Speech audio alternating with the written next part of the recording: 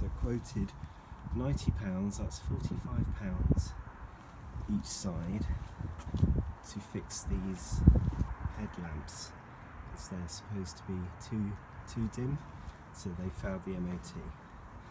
So I'm going to have a go myself and hopefully save a few quid. So I've got some toothpaste, a slightly abrasive pad and some bicarb of soda. So let's see how this works.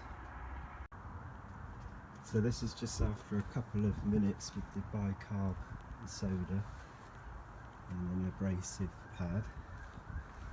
Haven't done this side yet. This side I've started on, so I'll carry on. So this is the final result. I've done some bicarbonate of soda, and I've also done some toothpaste, and the lights now look a lot better, don't they? Some WD-40 to dispense the water. Looking like new.